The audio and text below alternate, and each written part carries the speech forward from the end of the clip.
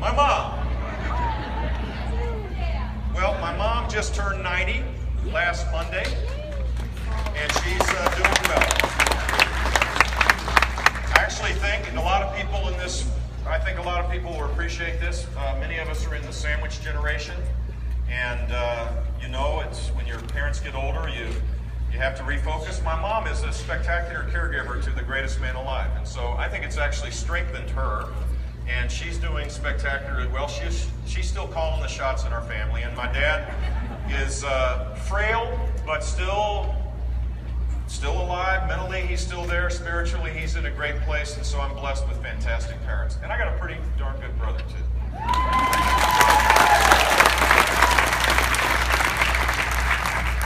First of all, thank you for coming out here today. What's your name? Sam. Hey, Sam. Well, today I have to say I'm angry, as I'm sure you are, that our country spends too much, and there's a lot of egregious spending. And one of the biggest sources of that spending is, as you referenced, pork barreling, the act of an elected official bringing back large public projects or contracts to their largest donors in exchange for their money to get elected. So what I want to know is, what do you think of publicly financing elections as a way of reforming our broken government that threatens to bankrupt our country and our futures? I don't see the link between donors necessarily and overspending, because we've had overspending now for a long while. If you that was a comma. Go ahead, yeah, please. The spending comes from the pork barreling, the large public projects that officials bring back in exchange for those donations. No, I got what you said. I'm respectfully disagreeing a bit on what you're saying, because frankly, with the Republicans in control of Congress, they've eliminated the placing of line items in the budget over the last 3 years, which was appropriate because prior to that they didn't. So that still doesn't solve the problem of overspending. We still are overspending. Government income growth is growing faster than personal income growth. And there are two reasons for that. The principal reason is that we've not reformed our entitlement system. I'm not talking about Social Security here. I'm talking about Medicaid and Medicare that's growing at 6, 7, 8%. And as more people get in the Medicaid rolls and Medicare rolls, that's going to grow exponentially. We have to reform our entitlement system if we're going to live within our means. Secondly, we should reform all the things that we do. I got to do that as governor. That's what governors get to do if they want to.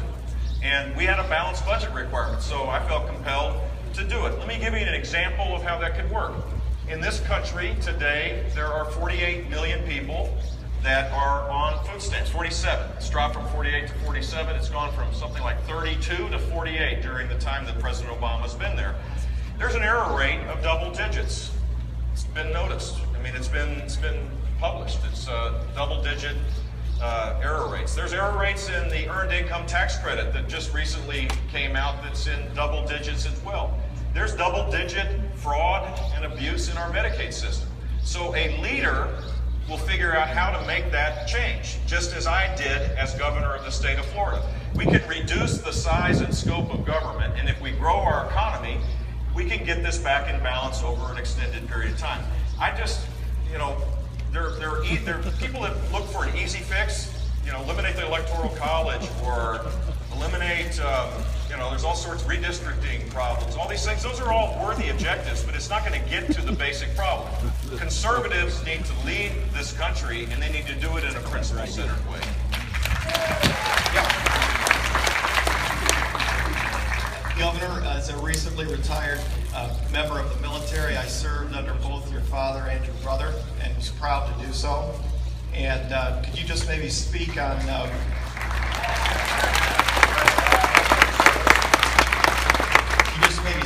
how you would rebuild our military with all these cuts that have been really detrimental to our readiness? Absolutely. So I assume, or maybe people don't know this, but the sequester cuts that were basically the net result of the gridlock in Washington, it's the only way that they could get out of town, in effect, without shutting down government, disproportionately hit the military. Disproportionately so, and it continues on, to the point where automatically now we're seeing cuts, and we're projected, the run rate going forward projected is that we'll have the smallest Army, the smallest Navy, and one of the smallest air forces we've had in the last 50 years. And while we still have, I think, the strongest military in the world compared to others, we're on the trend line that needs to be reversed. We also need to make sure that we provide support for veterans. If we're going to have an all-volunteer Army, there needs to be a commitment that when they come home, they'll be taken care of. And here's another place where I think Washington is misleading. When you have a waiting list and your employees get bonus for reducing the waiting list and you don't provide care, but you take the list down, you get bad results, and that's exactly what you did. That's what happened in the scandal of the Veterans Administration. I was in Colorado a few months ago, and there's a hospital in Denver that was supposed to cost $250 million. I think it's going to cost $1.8 billion. And they still don't, and they don't have the funding now, because obviously you don't appropriate money for a $250 million hospital when it costs $1.8 billion. So this scandalous behavior needs to change, and rebuilding the military needs to be the first priority. Because look, if you want to create a more peaceful world, I think the Reagan peace through strength analogy is the one that applies. The stronger we are, the more likely it is that we won't have to use our force. And our consistency in foreign policy combined with a strong military will create a more peaceful world where the men and women in the uniform won't have to be taking extended operations around the world. So this is the one place where I think government, this is the first priority. Protecting the homeland and having a strong military is necessary for our democracy and for our freedom, and I'm committed to rebuilding it.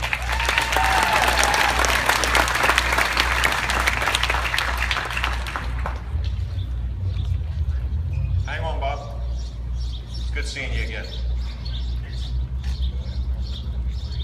You can hold. I'm Bob Gleason, Marine Corps, and I believe in what General MacArthur said in Korea, that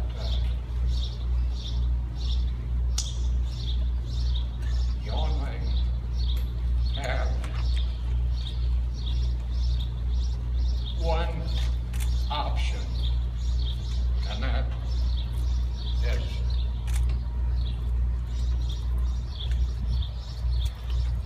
victory. There you go. Thank you, sir. Thank you for your service. Why don't you sit down? Don't get near the pool. I was with you in Iowa City, and be careful. So I appreciate your service, and we have a new threat, a new asymmetric threat, a threat that's a modern threat that we've not had to deal with before, which is an organized army of barbarians that have taken over huge swaths of Syria and Iraq. And there, I think the MacArthur analogy applies, that we need victory. We need a strategy to win. This president, this is breathtaking. This is a president in his 6th year, and in the last year, twice he said that we don't have a strategy to deal with ISIS. He said this last week, and he said it about 6 months or 8 months ago. I mean, that's breathtaking. If you don't have a strategy and you're the commander-in-chief, maybe you should get one. Or let the next president come and do it. To win, we can't react to events. We can't do this in a piecemeal fashion. We have to demand that we do this in unison with our allies, which means we have to rebuild the alliances that have been tattered to the seams. Think of the countries that could help us in this regard. They have no confidence the United States is going to be there for the long haul. We're negotiating with Iran, unilaterally giving concessions, and the rest of the region is being destabilized by the very regime to do this, to make it even more complicated to deal with ISIS. This president uses language of grandiosity about red lines, about ISIS being the JV, when in fact what he ought to do is speak quietly, develop a strategy, build coalitions, and listen to his military advisors and take this threat out over the long haul.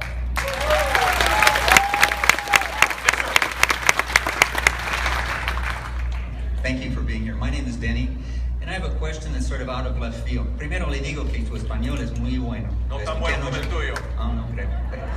But my question is sort of from left field. He said that I was the best looking candidate. I don't know why he said that. My question's sort of from left field, but it comes from some of your opening remarks about Washington and how it can function better and how our Congress can function better. The question I have really is, if you're elected president, you have a limit of 2 terms. Right. If I'm elected senator, I can be senator for the rest of my life. How do you feel about that? And do you think if things change in that regard on term limits, would things get easier in Washington or not? Look, I led the fight. I wasn't the leader. I was part of the fight. Let me clear that up a little bit. To bring about term limits in Florida. In the 1990s, we did that. And what I found, and we had 8-year term limits for governor, but the legislature was permanent. They could always be reelected, and they seemed to do that. And here's what happened when we did that. I think we had younger people, because the old guys that were just stuck there got out of the way, and you created competition and new people came up. We had more diverse people, both in every way. We had more diversity in terms of life experience and ethnicity in every way, because younger people are more diverse. Their life experience is more diverse as well. And we had better government, because there was a certainty that you weren't going to be there forever. You weren't the master over the thing. There's a quiet arrogance that built up in Tallahassee that I saw, where people just thought, hey, we're smarter because we know the government language. We're smarter because we've passed a bill through subcommittee. Well, that's not smarts. So redefining what service was about was the benefit of term limits. And I think that would be spectacular for Washington, D.C. as well. The Contract for America, if you recall, included term limits, and somehow we didn't quite get to that part. I think 8 years is enough. If you've had a chance to serve and have the privilege of serving, that would be fine, or 12 years for the Senate. But I'm not waiting for Congress or constitutional amendments for anything. I'm impatient. We could wait forever for all the great ideas of changing the Constitution. I'm for those things, don't get me wrong, but we need to start fixing these things now. We can't wait for that environment to change. We can change these things with the current system we had. Think about this. We've been a country, and I would say for 239 years, it's worked out pretty good, hasn't it? I mean, by and large, we've led the world, we've kept the world safe, we've invented democracy in many cases. We've created this unique, extraordinary place that has invented almost everything. We're the greatest country in the face of the earth, and during those 239 years, for most of them, we haven't had the kind of dysfunction we have today. And we didn't have term limits, we didn't have campaign finance reform, we didn't have any of this stuff. Maybe we just have to start saying these are man-made problems and men and women can fix them. Yeah.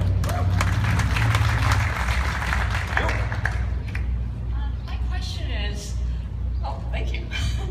With all the serious issues that are going on, with things like the military and spending out of limits and that type of thing, why would you be in favor of shaming women who are single parents with things like the Scarlet Letter law? I'm not in favor of shaming women. What I'm in favor of is shaming men who abandon their children. Women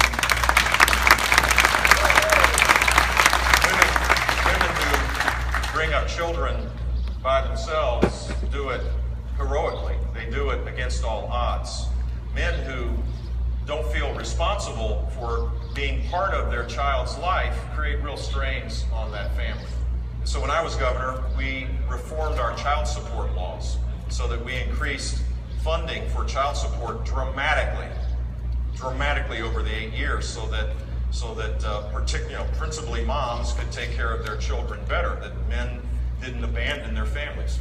When I was governor, we went from the bottom of the pack as it related to domestic violence, another underlying problem in our society, where we expanded programs on a recurring basis for families that had suffered abuse. And you can ask people in that movement. Florida went from the back of the pack to literally a place that's now a national leader. We made priorities to help women, empower them. And we improved our schools so that particularly families in poverty had a fighting chance. We created the most ambitious school choice programs in the country, both public and private. In fact, we created the first voucher program in the country. We created a program for children with developmental challenges. In Florida, if your child has an IEP, which is by federal law, if you have a learning disability of any kind, you can take that money, state and local money, dollar for dollar, 100% of it, and go to a private school if you want to, empowering families, particularly low-income families, many of whom are single-parent families. We did the same thing with the largest corporate tax scholarship program in the country. 70,000 families send their children to schools. The great majority of those are near or below the poverty level. So I am for making sure that we empower families and that men get more engaged in children's life so that we don't create these huge gaps that we see now in all sorts of parts of our country. Whether it's Baltimore or other places, this is a tragedy that unfolds, and all of us, I think, need to be engaged to make sure that we take care of these kids. Back in the back. Can I bring this up to you, Jeb? You bet. I can bring this up. This could be a doozy.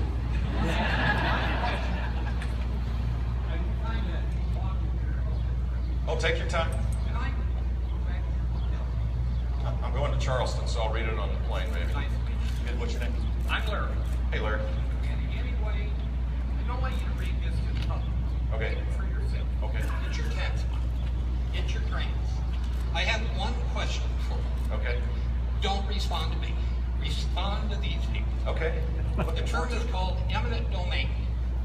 I saw the Please. signs coming in. Oh, I was hoping you did. I shake your hand off that. Thank you. No, I'm not taking a position on a local issue. I'll just give you my experience when I was governor, because we had, sir, you may know about this. If anybody's been involved in the eminent domain business, you know that takings are part of, it's a constitutional right if it's a public purpose, for sure. And in Florida, we had cities using eminent domain for private purposes, to create private development. It's the Kelo decision, if you recall that, in Connecticut. And we opposed that, and we created a constitutional amendment in Florida where you can't, local governments or state government can't use eminent domain for anything beyond public purpose. And I think that's the proper place to restrict the constitutional rights for local governments. I hope that didn't step me into a local issue. It might have, but good luck with the airport. I assume that's what it was, right? I saw about 10 signs, so. My name is Diego Salamanca, pre-med at Iowa State, and this is my question. For-profit prison companies have successfully lobbied for a policy requiring 34,000 immigrants to be detained each day. Will you end this policy? Well, they're contracted by the federal government, and that's the federal government's responsibility. So if people have committed crimes, they should be deported. Ultimately, what we need to do. And at the same time, for people that have been here for a long period of time, and this apparently is controversial, so here goes, subject myself to probably a little bit of abuse, but I don't think 11 million people living in the shadows is appropriate in this great country. I think what we ought to do is stop ignoring the problem, fix the legal immigration system, and if anybody's interested in that, I have some ideas on that. Or if you're interested in reading about it, I wrote a book called Immigration Wars. You could probably buy it for 99 cents on Amazon.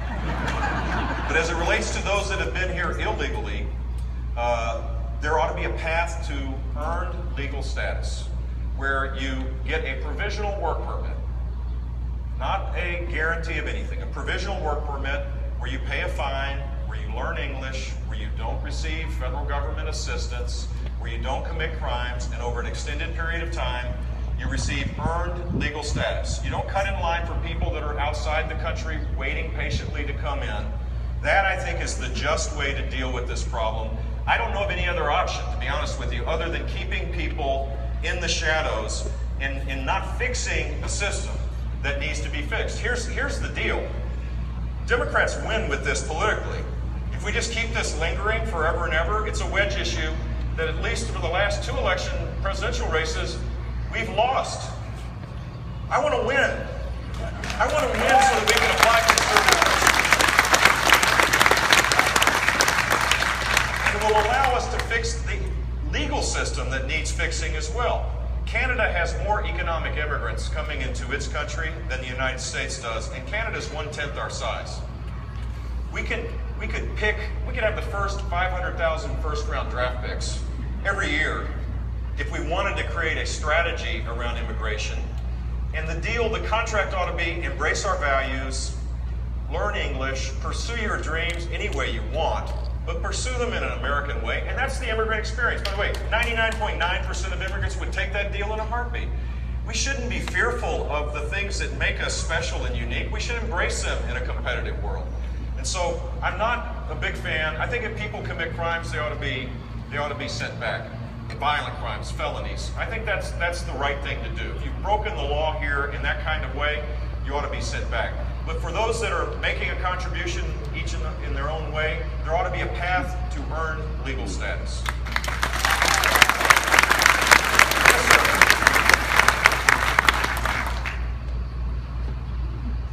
My name is Dan, and recently at the Lincoln Day dinner in Des Moines, during the photo opportunity, I told you that I'd happily supported your father and your brother, and that if you got the nomination, I would happily support you. I marked you down as neutral in the primary when I heard that. I had a friend recently say, seeing all the Jeb signs, he said, is he trying to separate himself from his father and his brother? And I said, well, why don't you ask Hillary that question? And the next time I see Jeb Bush, I'll ask him. Great, I'm glad you did.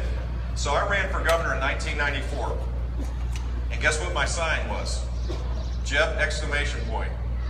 I ran for governor in and I lost. I try to forget that, but it wasn't because of the signage. It might have been because the brash, young, passionate candidate didn't show his heart, didn't show that he cared about people. He was all about 5-point plans and changing the world, but I didn't connect on a human level with people. 1998, guess what my logo looked like? Jeb, exclamation point. It worked that time because I showed my heart. I went to visit 250 schools. I had a really provocative education reform agenda, but instead of just kind of saying, here it is, take it or leave it, with a little bit of edge to it, I went to visit 250 schools and got challenged each and every time I went into these schools. They thought I had horns on when I walked in. And I learned how to put a human context around the issues and ideas that I believed in. Guess what happened when I ran in 2002? Yep, Jeb, exclamation point came back. It's who I am. People know me in Florida as Jeb. I left with a 67% approval rating in a purple state. That's how you can do it.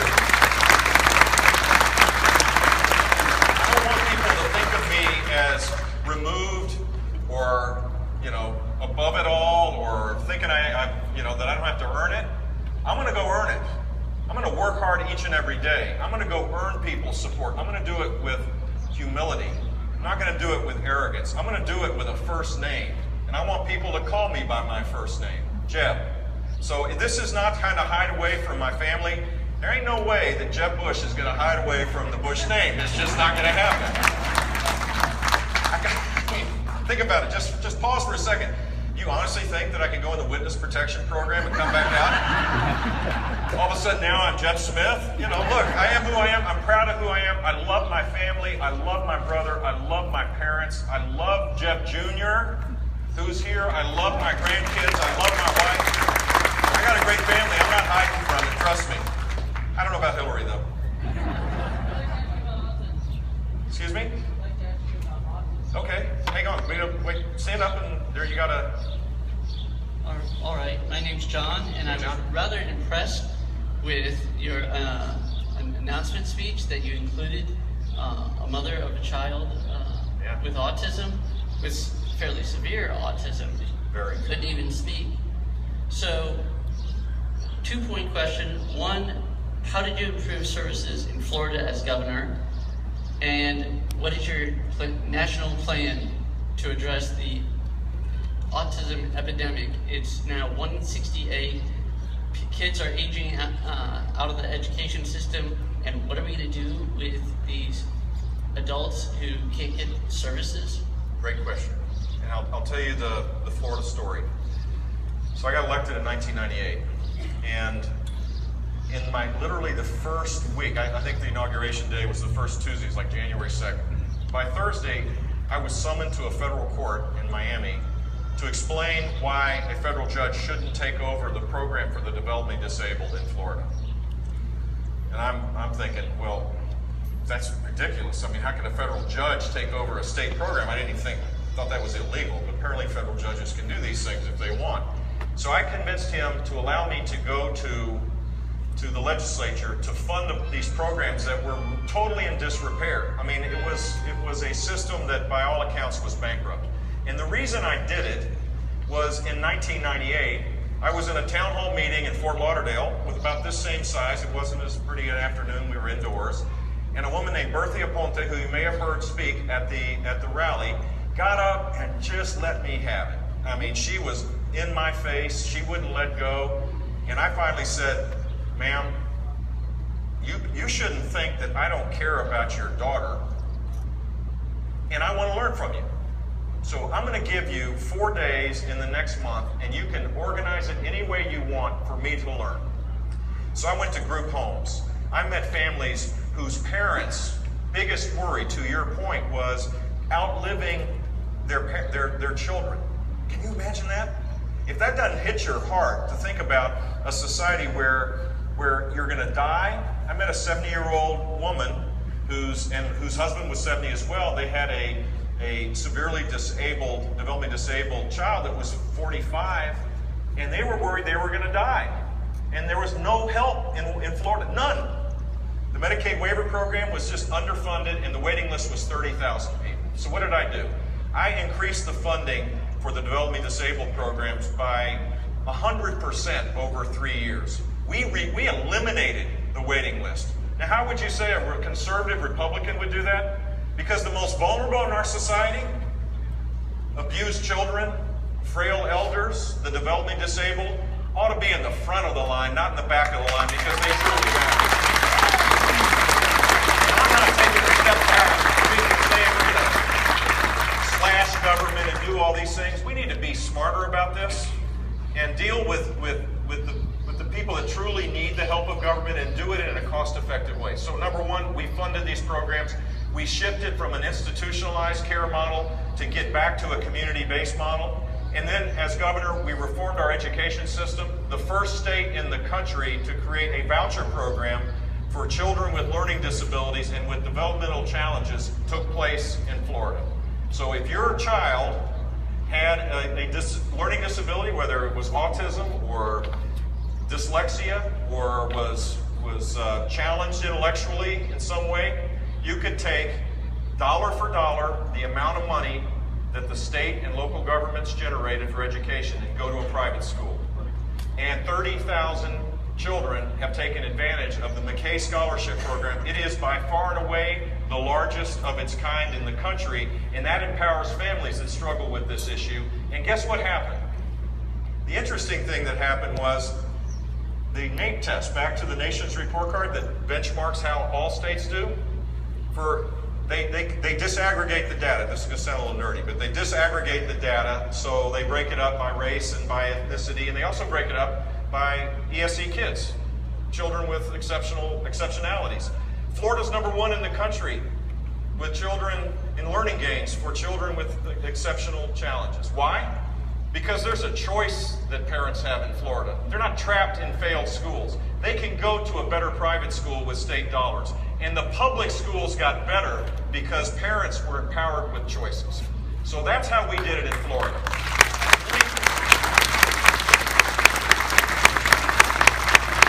If we can get back on track to constrain how we spend in the here and now, it will open up the possibilities of spending on the long-term things. And there are 3 things that I think we ought to spend more on because we've seen big-time cuts in spending. Research and development has gone from its high down 10-15% over the last 3 or 4 years. The sequester is hurt there.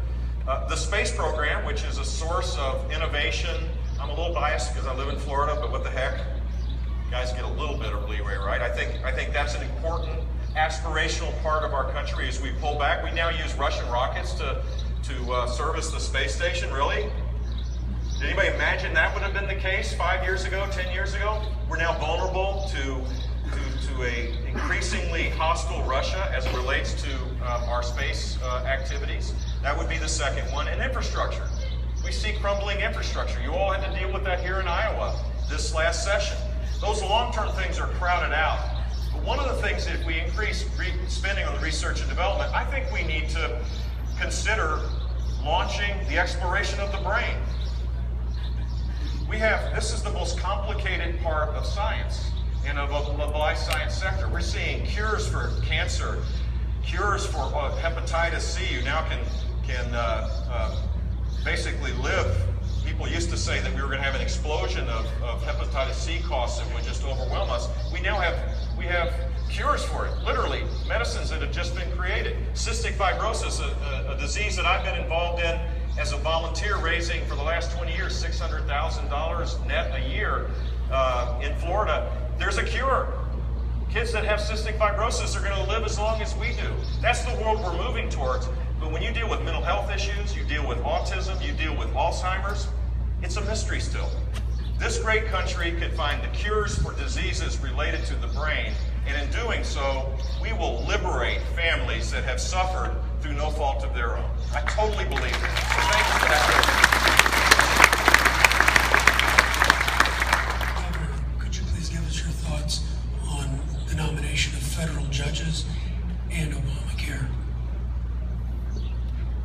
Are they tied together, the question?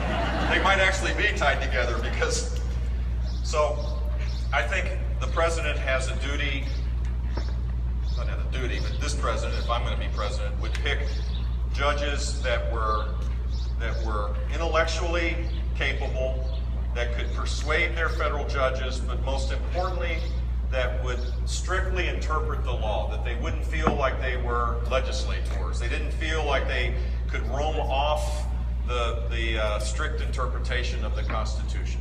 And we've seen what happens when we allow dramatic flexibility in the judiciary. It creates huge problems. And so an Obamacare ruling was one of those, to be honest with you. It just, I think that creating this kind of twisted logic to be able to get a result is not the way the judiciary should operate. So I think, as I did as governor of the state of Florida, that you are diligent in this effort, that you get people of high integrity, high intellectual capability, that adhere to the rule of law, that strictly interpret the laws when they're presented them. As it relates to Obamacare, we may have a chance to have a more active conversation about this in the next couple of weeks, because the Burwell decision is fast approaching. This is the decision where the in front of the Supreme Court regarding whether these federal exchanges are constitutional or legal based on the law. If you read the law, it doesn't appear like they are. And so if that's ruled unconstitutional and the federal exchanges are abandoned, in Florida, for example, with 1.5 million people that are on the federal exchange, they're going to lose their insurance. And the Republicans, I think, have an opportunity then to not just be for repealing Obamacare, which I am, we also ought to be for replacing it with something that costs less, that adheres to our values, that provides portability, that eliminates the employer mandate, the employee mandate, all of this mind-numbing subsidies that are totally wacky, shifts power back to states to have much more flexibility to create an Iowa exchange based on Iowa values, a Florida exchange based on Florida values, trying different approaches, but don't think that one size fits all, heavily mandated, regulated healthcare from Washington, D.C. is the fix. It is a disaster. And if you had to pick the one thing why there's wage suppression, why take-home pay has gone down in America, it's this. It's this. People are working less hours. People are having higher costs imposed on them. And rather than reforming it, it locks in this huge government power that needs to be repealed and replaced with something that looks more like something that Americans would do, not something that the progressives would come up with. So this is an opportunity for us at least to offer the alternative. Look, the president will probably veto it, I don't know. But let's give him a chance. We should start passing things and present it to him and let him be the person that says no. rather than us being in the position of always reacting to his bad ideas.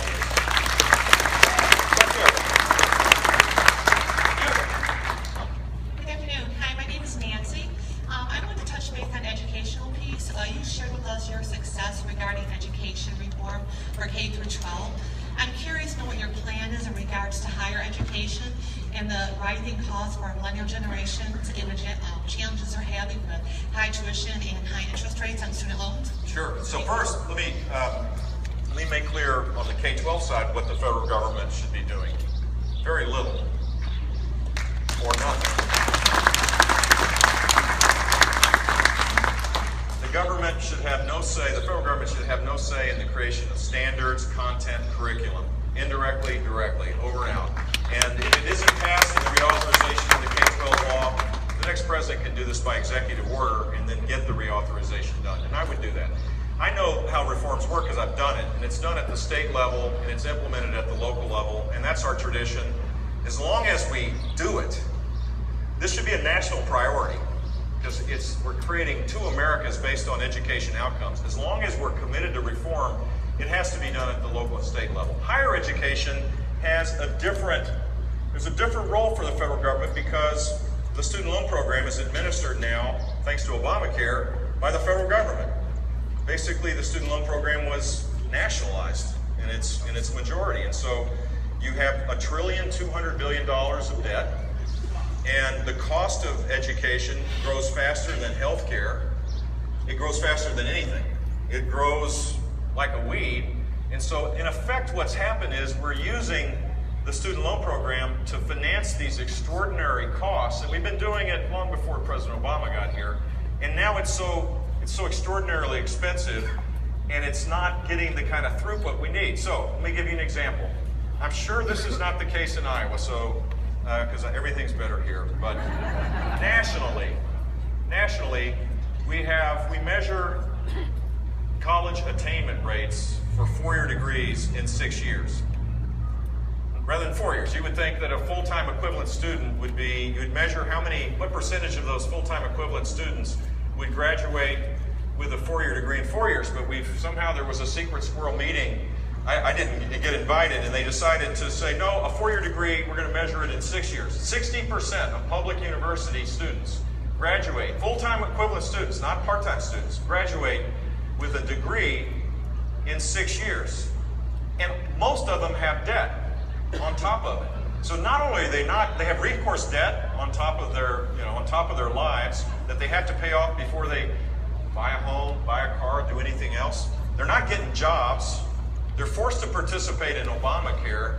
If you're thinking about who's gotten the good deal and the bad deal generationally in the last few years, I would say young people have gotten totally at the bottom. I mean, I'm thinking of words that I could say here. I almost said it, but I didn't. And that has to change, and reforming the student loan program along with reforming higher education I would support. But just reforming the student loan program and not reforming how we go about educating people. You know what the #1 degree program in public universities is in the United States? Psychology. Now, I don't have a problem with psychology, but I don't think you're going to get a job in that field necessarily. But I think we're long on psychology majors. We're short on nurses, teachers, information technologists, engineers, welders, electricians, plumbers. We're short on the things that create higher wage jobs for families. We're long on psych majors. Basically, I think if you're a psych major, your best chance is probably to go to get a master's and then add more debt.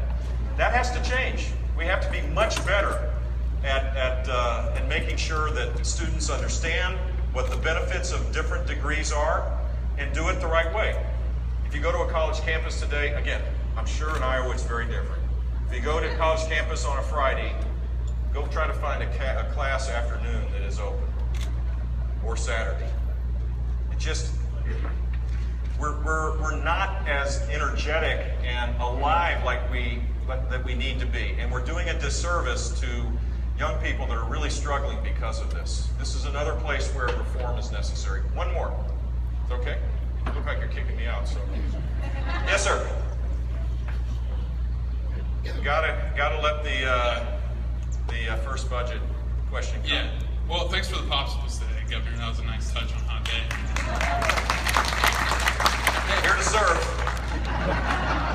So the federal deficit, we're at $18 trillion. Say yours. Why don't you say who the group you are, because it's an interesting effort. I see you all over and welcome you, and everybody's always polite and well spoken.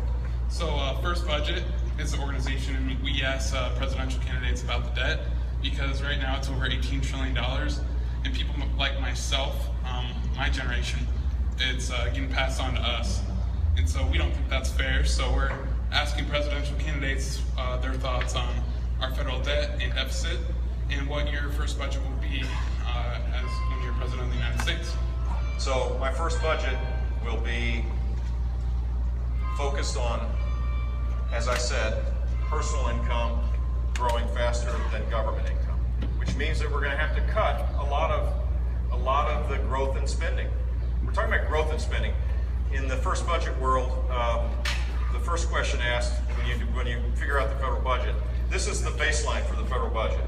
It's not this. Like your family budget, this would be baseline, right? If you had $1 one year, the next year you had $1, you spent $1 both years, that's flat. In Washington world, this is the baseline. It grows like 6%, depending on Medicare, Medicaid. That's the budget. So when you cut it to 4%, the world comes to an end. You're cutting, gosh, how could you cut the budget by 2% when it's growing by 4%? This is the Alice in Wonderland logic that hides the fact that our government is growing fast. And it also puts demands on higher taxes. Here's what I know to be true. Higher taxes is not the answer to dealing with the structural budget problems we face. We need to reform entitlements, challenge every aspect of how spending takes place, and part of that would have to be done in a transition period because the first budget is submitted literally the same time you're inaugurated, so you're going to have to give me a break if I'm here. I mean, it's going to take a little bit of time to do this. And then establish a high growth strategy that has bipartisan support. I'll conclude with this. If you take 2% more growth, assume that 1.5% is the new normal, the demands on government will overwhelm our structural budget deficits. And if you assume that we ever get back to whatever the historical interest rate world was, while we've been kind of struggling here, Washington has decided to double the debt in 7 years, narrow or lessen the maturities to now where 60% of debt comes due in 5 years, and have 0% interest rates. So debt service today is lower than it was 12 years ago. There's no urgency for the budget problems, which is why your group is really important. There's no urgency. It's like Alfred E. Newman, what me worry? No one really cares. Because in Washington, no one has challenged this assumption. The minute we get back to historical run rates, the debt service will overwhelm us, and the debt then becomes a huge problem. So we better start growing our economy and limiting government's spending overall, which requires consensus on how to reform Medicaid and Medicare, first of all, so that we provide services for those that desperately need it, but do it in a much more cost-effective way. That is just the first step, but that would be the first year's undertaking, I think, for any president if they were serious about trying to solve our problems. Listen, I appreciate you all. I'll be back. Look forward to hanging out with you. I'd love to have your vote.